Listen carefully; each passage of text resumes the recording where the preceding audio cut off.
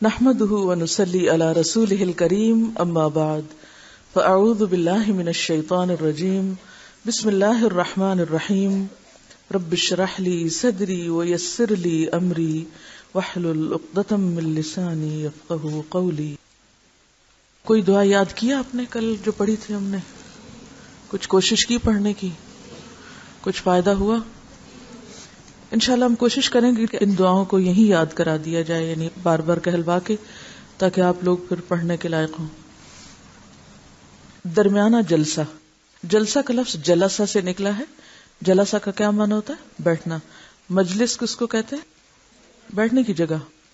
تو جلسہ یعنی بیٹھنا. مراد ہے اس سے دو سجدوں کے درمیان بیٹھنا. حضرت ابو حمید ساعدی رضی اللہ عنہ کی روایت ہے، پھر رسول اللہ صلی اللہ علیہ وسلم سجدے سے اپنا سر اٹھاتے اور اپنا بایاں پاؤں موڑتے، یعنی بچھاتے، یعنی پاؤں سے سیدھا ہوتا ہے نا تو اس کو موڑتے، پھر اس پر بیٹھتے، پاؤں کے اوپر بیٹھتے اور سیدھے ہوتے، یہاں تک کہ ہر ہڈی اپنے ٹھکانے پر آ جاتی، یعنی ٹک کے بیٹھتے، ہلتے جلتے نہیں، اطمینان کے ساتھ. یعنی پہلے سجدے سے سر اٹھا کر نہایت آرام اور اطمینان سے بیٹھ جاتے اور دعائیں جو آگے ابھی بتائی جائیں گی ان کو پڑھ کر پھر سجدہ کرتے، یعنی دوسرا سجدہ اور پہلا سجدہ الگ کرتے. کس کے ساتھ؟ دعاؤں کے ساتھ. آپ صلی اللہ علیہ وسلم کا معمول تھا کہ بیٹھتے وقت اپنا دایاں پاؤں کھڑا کر لیتے، یعنی حتیٰ کہ دو سجدوں کے بیچ میں بھی جب بیٹھتے تو اسی طرح بیٹھتے اور دونوں پاؤں کی انگلیاں قبلہ رخ کر لیتے.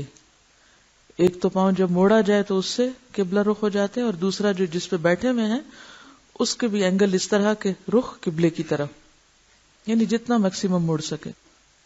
اور کبھی کبھی آپ صلی اللہ علیہ وسلم اپنے قدموں اور اپنی ایڑیوں پر بیٹھتے.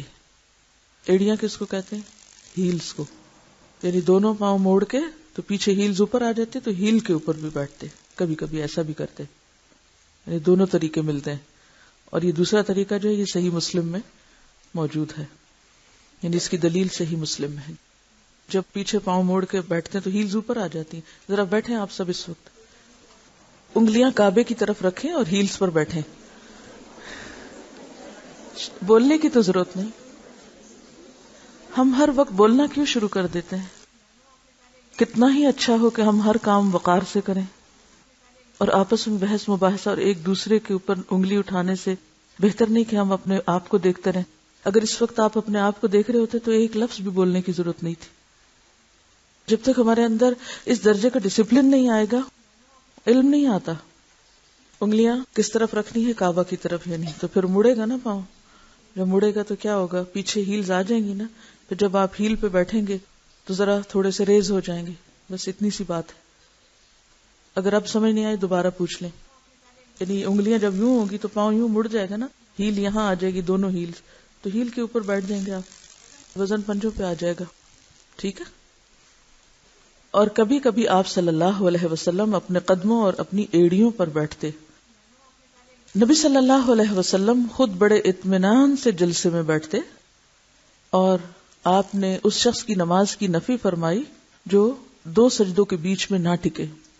لیکن بہت سے لوگوں کو تو پتہ ہی نہیں. عموماً لوگ دو سجدے کس طرح کرتے ہیں؟ یا ہم لوگوں کو چھوڑیں، ہم کیسے کرتے رہے؟ بس گئے سجدے میں، اٹھ کے پورے سیدھے بھی نہیں ہوئے دوبارہ چلے گئے. اتنی تیز نماز. تو مسنون طریقہ کیا ہے کہ ایک سجدے اور دوسرے کے درمیان پھر سکون ہو، پھر تھوڑا سا ٹکا جائے. اور جیسے کہ پیچھے بھی ہم پڑھ چکے ہیں کہ آپ صلی اللہ علیہ وسلم دو سجدوں کے بیچ میں اتنی دیر بیٹھتے جتنی دیر میں ایک سجدہ ہوتا. گویا سجدہ، بیٹھنا اور سجدہ، یہ تینوں کا جو ڈیوریشن تھا وہ تقریباً برابر ہوتا تھا. کبھی کبھی زیادہ دیر بھی بیٹھتے، یہاں تک کہ بعض لوگ کہتے کہ آپ دوسرا سجدہ کرنا بھول گئے ہیں. یعنی اتنی دیر تک استغفار پڑھتے رہتے.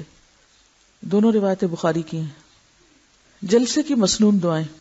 حضرت ابن عباس رضی اللہ عنہ روایت کرتے ہیں کہ رسول اللہ صلی اللہ علیہ وسلم دونوں سجدوں کے درمیان یہ دعا پڑھتے: اللہم اغفر لی وارحمنی وعافنی واہدنی وارزقنی. ایک اور روایت میں وجبرنی کا لفظ بھی آتا ہے، اے اللہ مجھے بخش دے، مجھ پر رحم فرما، مجھے ہدایت دے، مجھے عافیت سے رکھ اور مجھے روزی عطا کر۔ یہی عام طور پر فکریں ہوتی ہیں لوگوں کی کہ ہائے ہمارے اتنے گناہ ہیں، ہمارا کیا بنے گا، ہماری یہ مشکلات ہیں، ہمارا کیا بنے گا، ہمیں کوئی پریشانی نہ ہو، کوئی حادثہ نہ ہو، کوئی مشکل نہ ہو، ہم کہیں بھٹک نہ جائیں، پھسل نہ جائیں۔ بہت سے لوگ قرآن پڑھ کے بس اسی خوف میں مبتلا رہتے ہیں کہ کہیں ہم پھسل نہ جائیں۔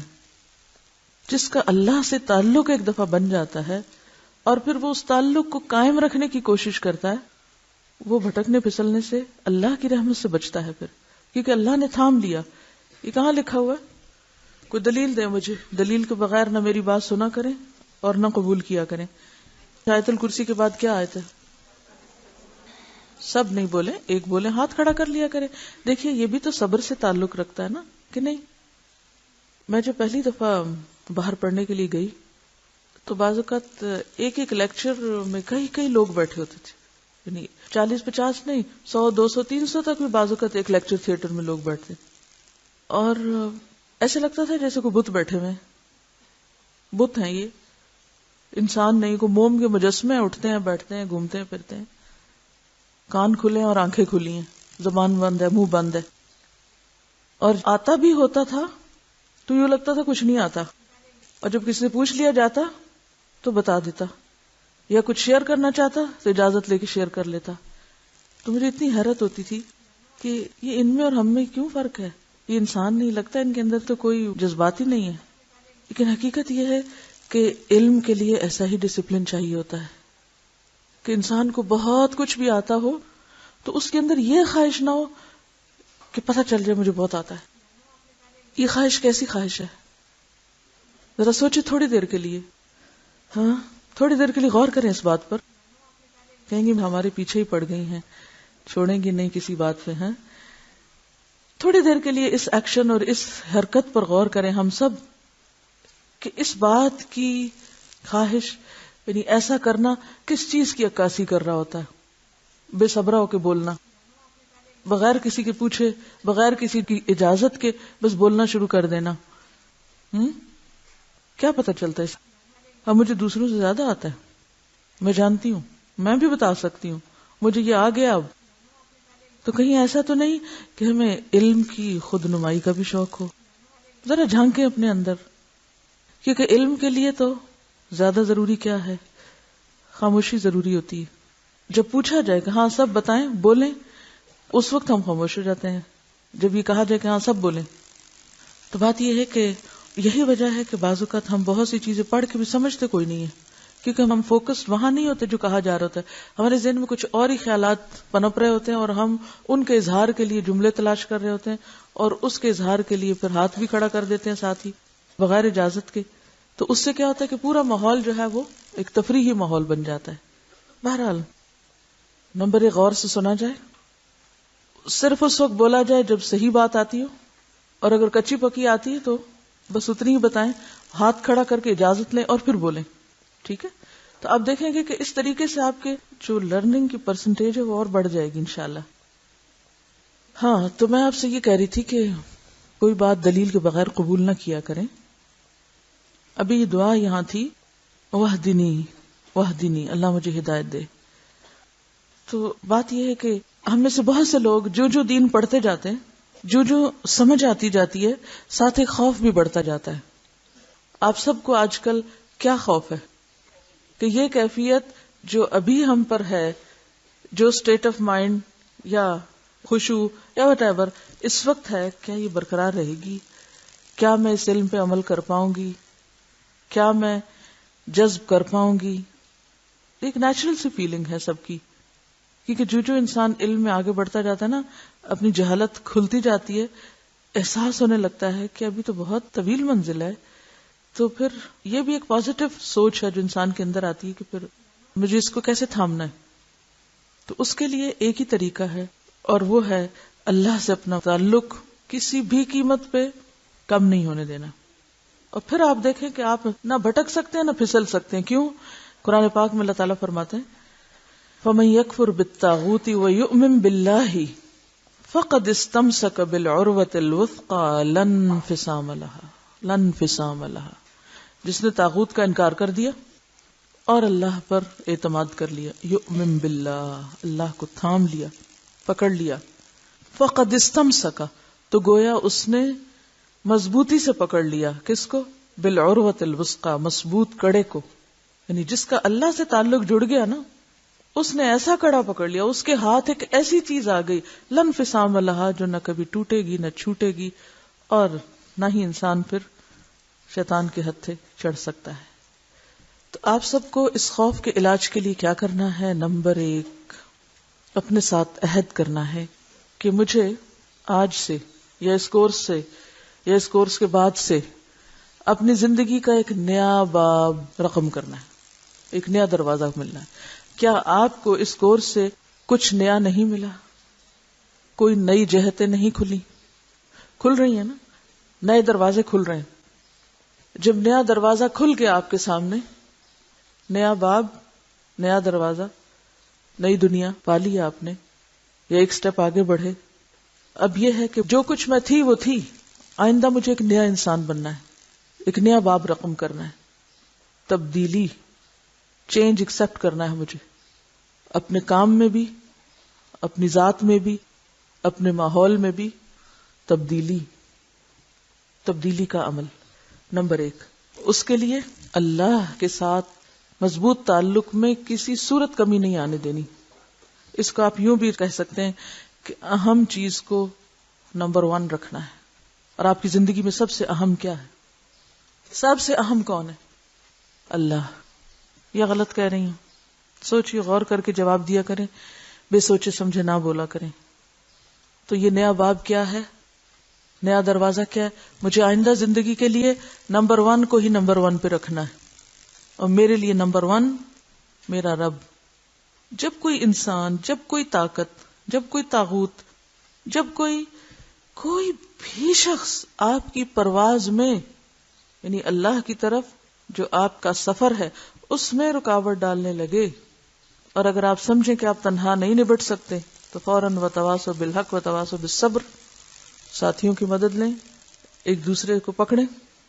جیسے وہ پرندے اونچی اڑان اڑتے ہیں نا، جو ہزاروں میل کا سفر کرتے ہیں، اس میں خدا نہ کوئی پرندہ زخمی ہو جائے یا کچھ ہو جائے، تھک جائے، تو وہ ایک دوسرے کی ہیلپ کرتے ہیں، ایک دوسرے کو مدد کرتے ہیں. تنہا کوئی پرندہ اونچا نہیں اڑ سکتا، یہ یاد رکھے. طویل فاصلے جو ہوتے ہیں نا، طویل سفر تنہا نہیں ہوتے، مانی ہوئی بات ہے، ساتھ چاہیے ہوتا ہے. تو نمبر 1 کو نمبر 1 رکھنا ہے. اور آج سے نمبر 1 بس ایک ہی ہے، کوئی اور نہیں ہے نمبر 1. اور اگر نہیں تو اس کو بنائے نمبر 1، اور صرف اللہ کی ذات. کوئی انسان، کوئی شخص، کوئی چیز، کوئی کچھ بھی اگر اس کو نمبر 2 پہ لانے لگے تو وہ نہیں ایکسپٹ کرنا. نیا باب، نئی زندگی، تبدیلی، سوچ کی تبدیلی، ذات میں تبدیلی، کام میں تبدیلی، ماحول میں تبدیلی. جو تبدیلی کرنی ہے، اس کا عزم باندھے. یہ آپ کے لیے ایک نیا چیلنج اور نیا دروازہ ہے. اہم کو اہم، نمبر 1 کو نمبر 1 پہ رکھنا ہے، اور پھر اس کے لیے صبر اور مستقل مزاجی. اور اس کام کو آسان کرنے کے لیے غیر مشروط محبتیں بانٹنا ہے. غیر مشروط، انکنڈیشنل. کنڈیشنل محبت اور انکنڈیشنل محبت کیا ہوتی ہے؟ کنڈیشنل محبت یہ ہوتی ہے کہ اگر کوئی آپ سے کرے تو آپ بھی کریں گے، اور اگر وہ نہیں کر رہا آپ بھی نہیں کریں گے. یہ کنڈیشنل محبت ہوتی ہے. بہت سی محبتیں کنڈیشنلی ہوتی ہیں اس دنیا میں، لیکن دین کی تعلیم اور تبلیغ کرنے والا کنڈیشنل محبت نہیں کرتا، انکنڈیشنل.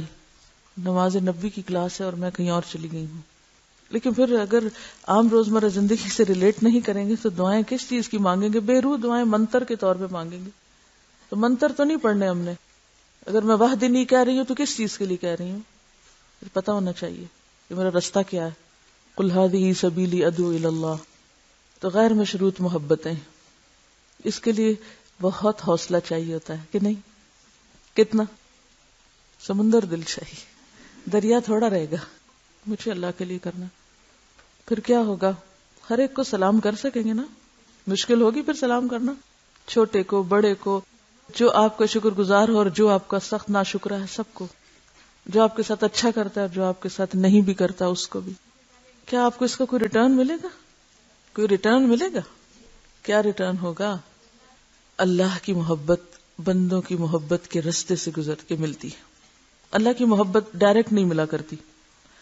اللہ تعالیٰ نے تو شرط لگا دی، ان کنتم تحبون اللہ فاتبعونی یحببکم اللہ. اللہ کی محبت ملتی ہے کب؟